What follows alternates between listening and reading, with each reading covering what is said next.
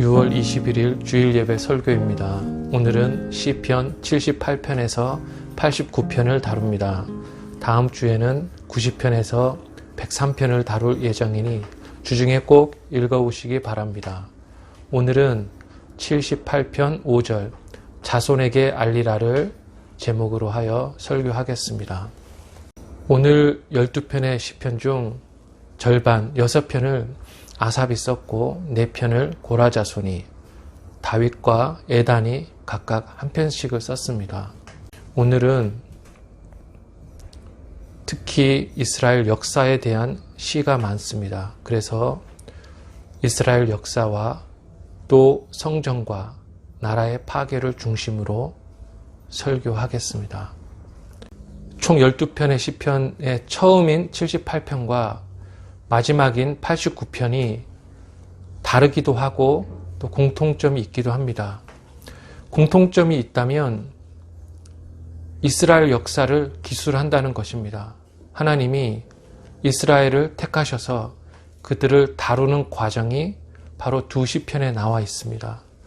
두 시편의 차이점이 있다면 78편은 다윗 때까지, 89편은 다윗 왕조의 멸망을 다룬다는 것입니다. 그러니까 한 시편은 다윗이 최종적으로 하나님의 왕으로 선택되었다는 것, 다른 한편의 시는 그 왕조가 멸망한다는 것, 이렇게 다르게 되겠습니다. 우리가 역사를 배우고 가르쳐야 하는 이유가 있습니다. 그것은 말씀을 배우는 이유와 유사합니다. 현재의 자기만을 아는 자는 쉽게 속고 올바른 신앙을 가지기가 힘듭니다. 역사를 배우는 이유는 지금의 현재의 상황이 과거에도 있었고, 그래서 그 과거를 교훈으로 삼아서 지금 현재에 지혜롭게 선택을 해야 된다는 것입니다. 해 아래 새 것이 없습니다. 옛날의 것을 교훈 삼아서 지금 잘 사용하면 풍성한 삶을 살 수 있다는 것입니다. 역사를 배우는 두 번째 이유는 하나님을 알기 위해서입니다. 하나님을 안다는 것은 신앙 성장을 한다는 것입니다. 78편과 89편에 나오는 이야기에는 하나님이 한 번 하신 약속은 꼭 지키신다. 그리고 이스라엘 같은 연약하고 또 보잘것없는 자를 하나님이 들어 쓰셔서 이 세상에 가장 찬란한 빛으로 빛나게 하신다는 것을 가르치고 있는 것입니다. 먼저 78편을 살펴보겠습니다. 78편은 크게 세 부분으로 나누어집니다. 첫 번째는 자녀를 가르치라. 그리고 중간 부분은 출애굽과 가나안 입성. 그리고 세 번째 부분은 유다와 그리고 다윗을 택하셨다는 말씀이 있습니다. 우선 자녀에게 신앙을 전수하라부터 한번 살펴보겠습니다. 이 부분은 78편 1절에서 8절에 5번 정도 반복되어 있는 어구입니다. 이 시인은 3절에 내가 알고 있는 것은 모두 조상이 손조가 나에게 가르쳐 준 것이다. 그리고 이것을 우리의 후대에 전해야 된다. 자손에게 알리라. 자손에게 일러서. 이렇게 반복적으로 시인은 우리가 배워야 되고 또 우리의 후손에게 그리고 우리의 자녀에게 가르쳐야 될 것을 촉구하고 있다는 것입니다. 세상에서는 신앙을 배울 수가 없습니다.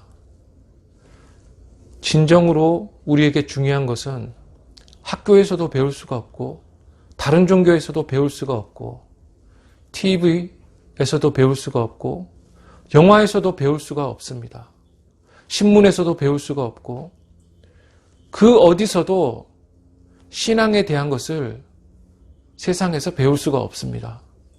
왜 그런지 아십니까?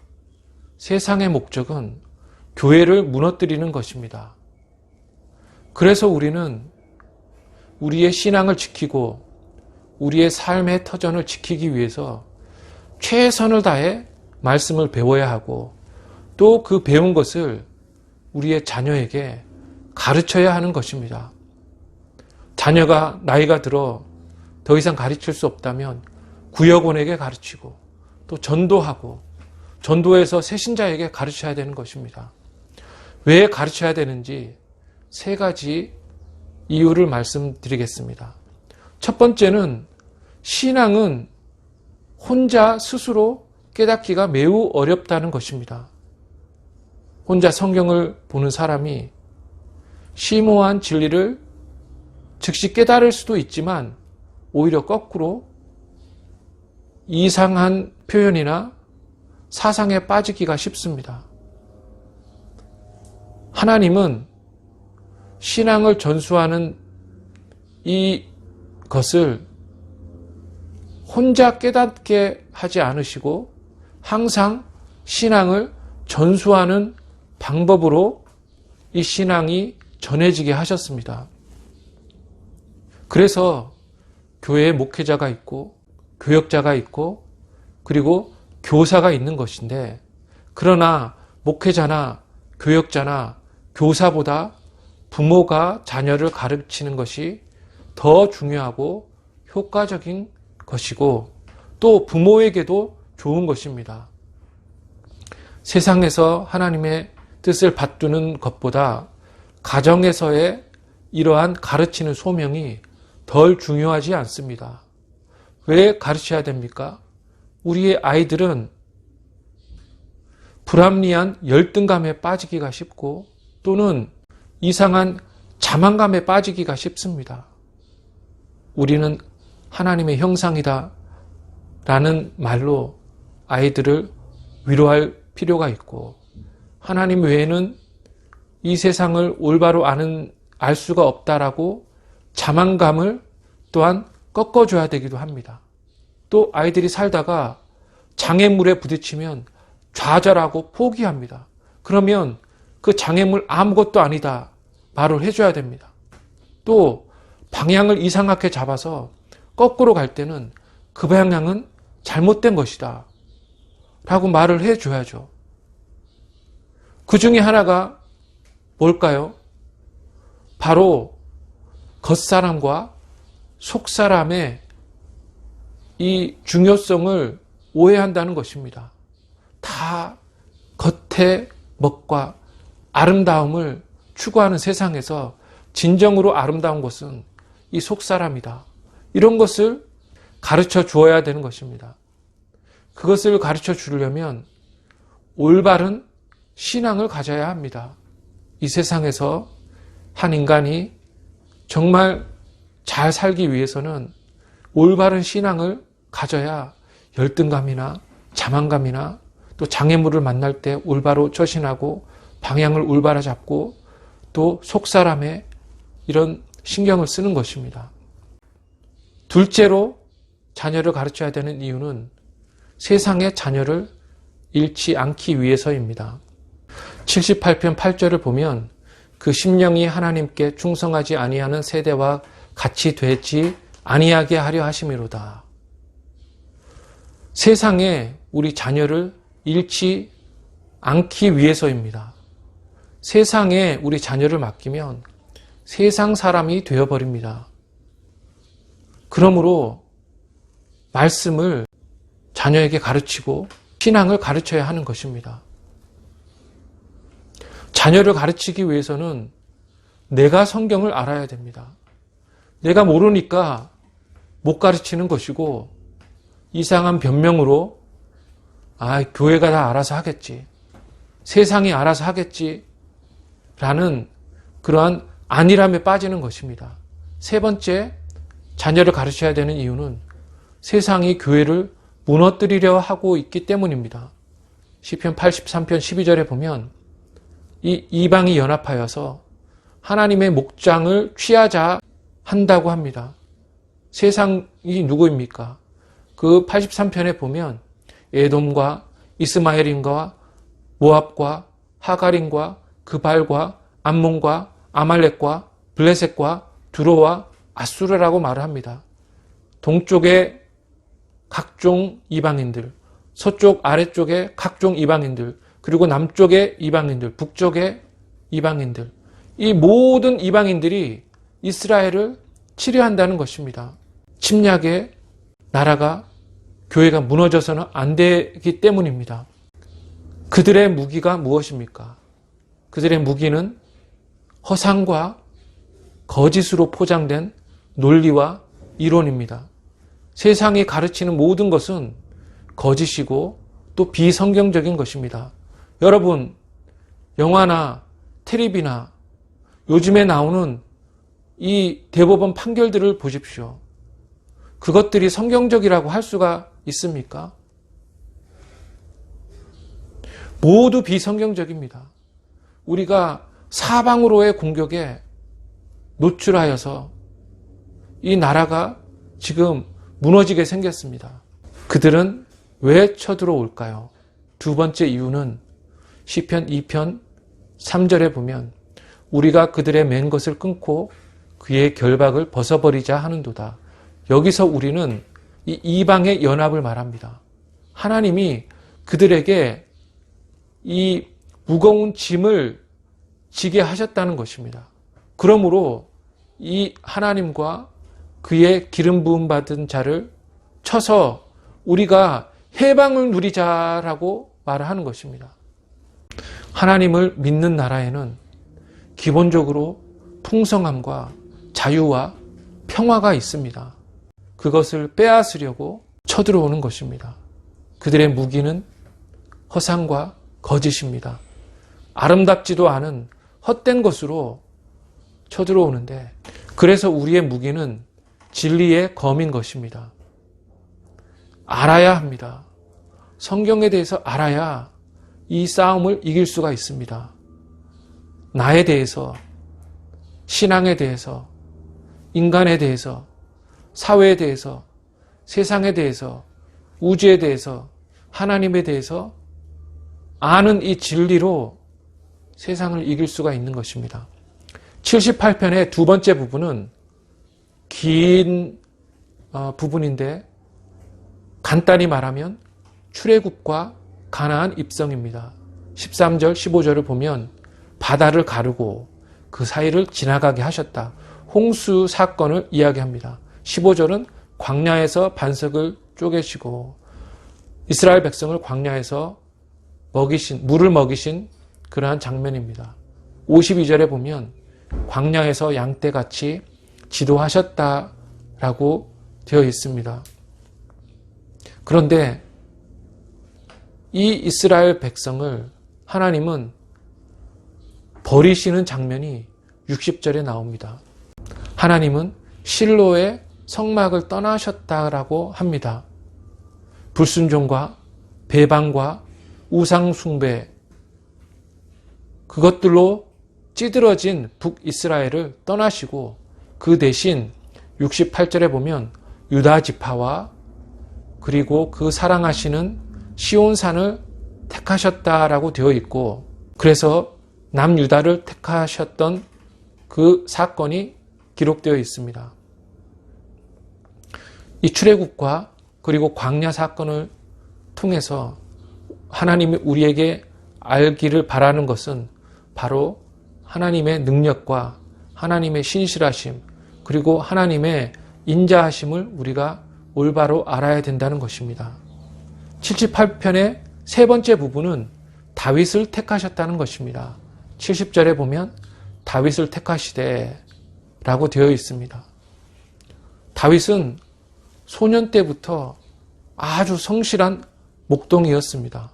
하나님은 그를 택하셨습니다. 그는 하나님의 마음에 합한 자였습니다. 북이스라엘을 버리시고 남유다와 시온과 다윗을 택하신 것입니다. 하나님이 택하신 다윗은 72절에 보면 자기 마음의 완전함과 그의 손의 능숙함으로 이스라엘을 잘 지도하였다고 되어 있습니다. 마음과 손, 이것은 속과 겉, 안사람과 겉사람 모두 완벽했다는 것입니다. 마음가짐과 그리고 겉으로 드러나는 보여지는 모든 행동이 완전하여서 그 이스라엘이 잘 다스려졌고 모든 사람이 우러러보는 그러한 빛의 나라가 되었다는 것입니다. 다윗이 다스릴 때 말씀이 물이 바다 덮음같이 그렇게 많았고 그 결과 온 백성이 풍성함을 누렸습니다. 눈부시게 아름다운 이스라엘 나라의 왕이 다윗이었던 것처럼 예수님은 영적 하나님 나라의 왕이신 것입니다. 그래서 이 78편은 다윗을 통해 하나님 나라를 그리고 그리스도를 바라보게 하는 시편인 것입니다. 예수님은 다윗의 후손으로 오셨고 가시적 하나님 나라가 없어진 이후에 그 나라를 뒤로 하고 영적인 하나님 나라의 왕으로 오셔서 왕으로 그 나라의 중심에 좌정하셨던 것입니다. 이와 반대되는 시편이 89편, 우리가 오늘 다루는 12편의 시편 중 마지막인 89편에 나와 있습니다. 이렇게 하나님이 택하신 이스라엘과 유다와 다윗 왕조를 이제 하나님이 버리십니다. 89편에 보면 우리가 따옴표를 잘 유의해서 봐야 됩니다. 5절과 6절 그리고 19절에서 37절은 하나님이 직접 하신 말씀입니다. 그 하나님이 하신 말씀의 핵심은 내가 다윗과 영원한 언약을 세웠으나 너희가 불순종과 범죄와 그리고 우상 숭배로 그 언약을 깨트렸다라는 것입니다. 결국 구약 이스라엘의 실패를 말하고 있는 것입니다. 인간이 언약을 깬 것입니다. 계약은 두 계약 당사자가 모두 그 언약을 준수할 때야만 효력이 있는 것입니다. 한 당사자가 깨버렸으니 더 이상 그 언약이 유효하지 않은 것입니다. 지난주에 우리는 74편을 보았습니다. 그 시편에서 원수가 성전에 침입해 들어와서 그 성전을 더럽히고 또 도끼로 찢고 불을 질렀다라고 우리는 보았습니다. 그와 유사한 시편이 오늘 세 군데에 나타납니다. 79편, 80편, 89편입니다. 79편은 이방 나라가 쳐들어와 예루살렘을 무너뜨리고 성전을 더럽혔다는 것입니다. 80편의 핵심은 애굽에서 나온 이 포도나무가 가나안에 심겨졌는데 이 포도나무가 이제는 불타고 배임을 당한다는 것입니다. 89편은 왕을 치신다는 그러한 내용입니다. 그 하나님이 사랑하시는 그 왕조를 이제는 하나님이 멸하신 것입니다. 제가 시편을 시작하면서 제일 처음 말씀드렸던 성전과 시온산과 그리고 왕이 모두 이제 없어지는 것입니다. 남은 것은 말씀만 남았습니다. 이렇게 성전이, 나라가, 그리고 왕이 끝나고 망해버립니다. 망한 이 나라의 백성은 페르시아로 끌려가 포로로 살게 되는 것입니다. 하나님 백성이 범죄하면 하나님의 나라의 다스림을 받지 못하고 세상의 다스림을 받게 된다는 교훈을 주는 것입니다. 구약에서 하나님의 백성은 기도할 때마다 성전과 시온과 그리고 하나님의 기름 부은 왕을 기억했으나 이제는 범죄로 그러한 매개물들이 없어지고 파괴된 것입니다. 하나님의 이러한 조치는 모든 희망을 끊고자 하심이 아니고 더 나은 하나님 나라, 더 이상 건물과 장소가 하나님의 매개체가 되는 나라가 아니라 제사장이나 왕처럼 연약하고 부패하고 유한한 인간이 매개체인 나라가 아니라 영원하신 왕 하나님이시고 또 인간이신 그리스도께서 다스리시는 영적인 하나님 나라를 가능하게 하기 위한 하나님의 일시적 조치였던 것입니다. 이렇게 이번 주 12편의 처음과 마지막은 그 나라를 찬란하게 세우시는 하나님이 또 그 나라가 불순종할 때 멸망시키시고 그러나 더 나은 하나님 나라를 약속하시고 예고하시는 그러한 하나님을 오늘 우리가 볼 수 있는 것입니다. 이제는 나머지 시편을 간단하게 요약하면서 두세 가지 적용점을 드리면서 말씀을 마치겠습니다. 먼저 81편입니다. 여기에 하나님이 6절에서 16절에서 직접 말씀하십니다. 너희가 내 말에 불순종하여 이스라엘 백성을 완고한 상태로 내버려 두었다. 그러니 너희는 내 말을 들으라. 라고 13절에서 하나님은 말씀하십니다. 하나님의 벌은 내버려 두는 것입니다. 그러니까 우리가 하나님을 떠난 상태는 그것이 죄이자 하나님의 저주이고 형벌인 것입니다. 우리가 하나님을 떠나면 자유롭게, 평화롭게, 풍성하게 살 수 있을 것 같지만 우리가 하나님을 떠나면 우리의 욕심과 우리의 더러움에 빠져서 그 오물과 범벅이 되어 추한 삶을, 비참한 삶을 살게 되는 것입니다. 우리는 진리와 은혜로 하나님의 다스림을 받아야 됩니다. 그러기 위해서는 하나님의 말씀을 들어야 됩니다. 하나님의 말씀을 듣는다는 것은 하나님의 말씀에 순종한다는 것입니다. 82편은 하나님이 세상 신들을 심판하신다는 내용입니다. 여기서 신들이란 하나님을 뜻하는 것이 아니라 성경에서 여러 번 반복되는 표현입니다.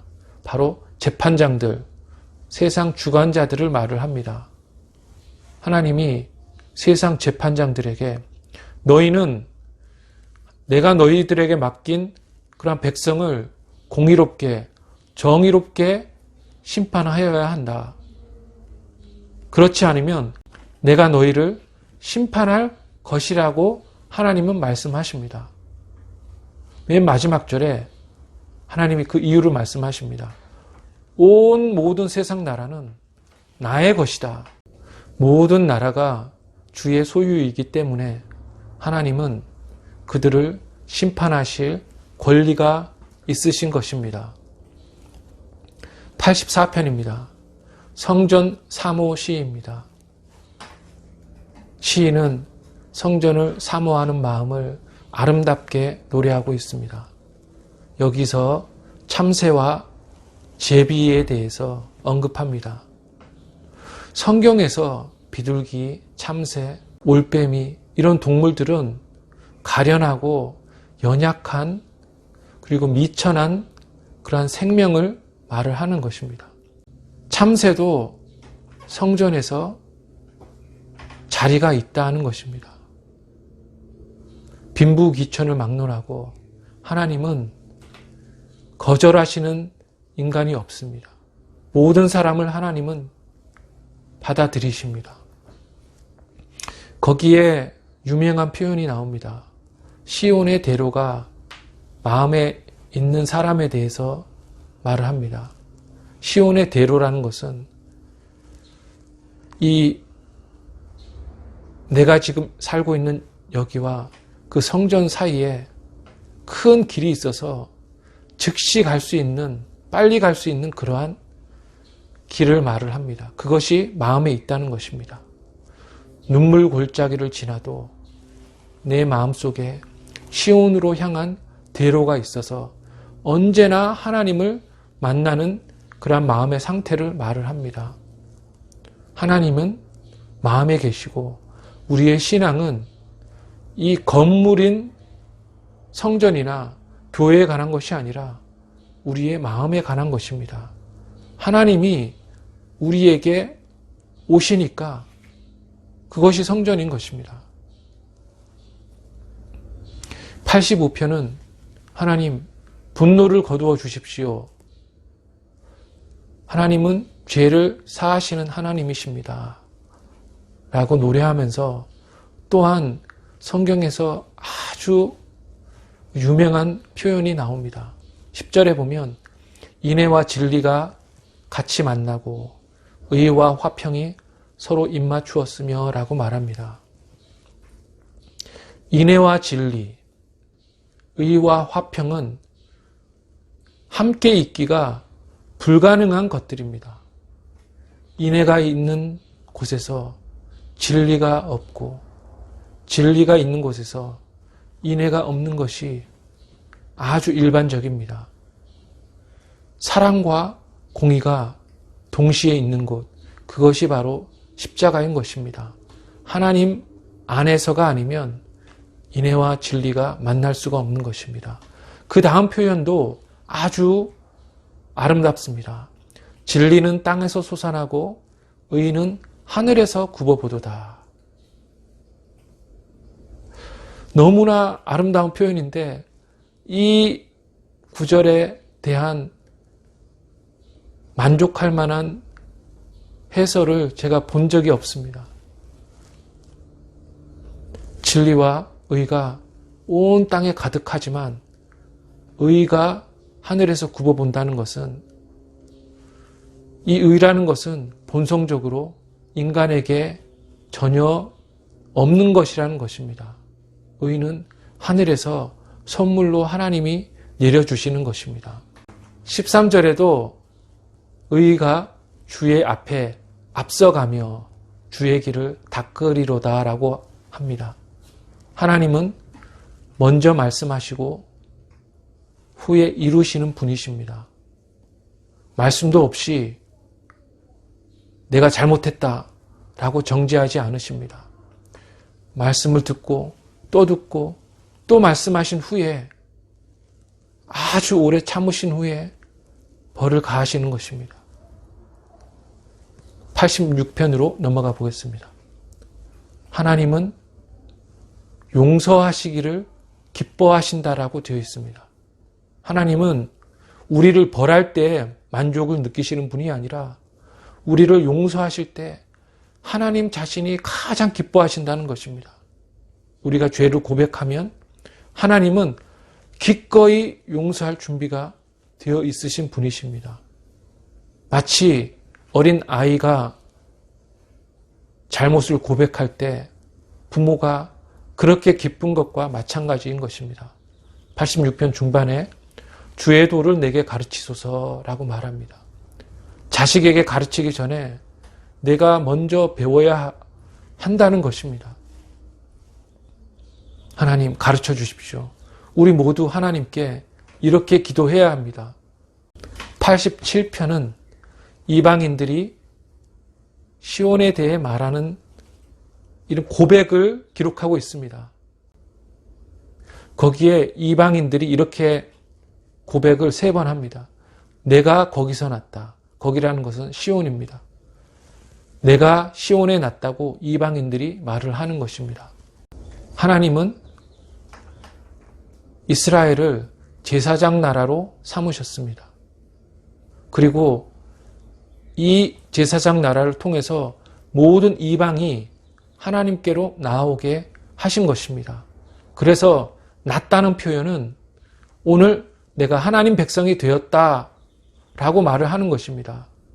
거기에 보면 블레셋도 두로도 그 이방 모든 백성들이 하나님께 와서 이스라엘 백성이 되는 장면이 나오는 것입니다. 그래서 거기서 샘을 마십니다. 하나님 백성이 되었다는 그러한 기쁨을 하나님께 찬양하고 있는 것입니다. 88편은 18절을 보면 그 내용이 무엇인지 잘 알 수 있습니다. 거기 보면 내가 아는 자, 사랑하는 자, 친구를 멀리 떠나게 하셨다고 하나님 앞에 호소하는 구절이 있습니다. 세상에서 신자는 홀로 될 수밖에 없습니다. 그래서 홀로 있으면서 하나님과 교통하는 것입니다. 우리는 세상과 짝하며 살다가 저녁에는 하나님과 교통할 수가 없는 것입니다. 신자가 되면 세상이 떠나가고 또 고독을 느낄 수밖에 없는 것입니다. 참된 신자가 되면 세상 친구들이 다 떠나가는 것이 그게 당연한 것입니다. 두 가지만 적용으로 말씀드리겠습니다. 그래서 첫 번째는 성경을 자녀에게 전수하라는 것입니다. 우리는 세상에서 신앙을, 성경을 배울 수 없습니다. 세상은 비성경적인 것으로 성경과 신앙과 또한 교회를 무너뜨리려고 하는 것이 그들의 목적이기 때문입니다. 두 번째로는 신자라면 고독을 참아야 된다는 것입니다. 아브라함은 고향과 친척과 아버지 집을 떠나라는 명령에 순종했습니다. 그리고 셈의 땅을 떠나 함의 땅으로 갔습니다. 셈의 땅은 이 신앙의 혈통이라고 하는 셈이 살던 땅이었고, 함은 저주받은 이 가나안의 땅이었습니다. 거기서 아브라함은 정말 혼자 되는 그러한 그 절망감 그리고 고독감을 느꼈던 것입니다. 고향과 친척과 아비 집은 인간적인 위로와 또 인간적인 의지와 또 인간적인 돌봄이 언제나 있는 곳입니다. 그곳을 떠나서 하나님만 의지하고 하나님에게만 위로를 구하고 또 하나님의 돌봄만 받는 그러한 곳으로 떠나야 되는 것입니다. 그것이 바로 신앙인 것이고, 그러한 사람들이 이 세상 곳곳에서 하나님과 교통하며 하나님의 다스림을 받으면서 이 세상을 변화시키고 있는 것입니다. 그래서 우리는 사랑하는 사람이 그리고 아는 사람이 친구가 우리를 떠나도 하나님만 의지해야 하는 것입니다.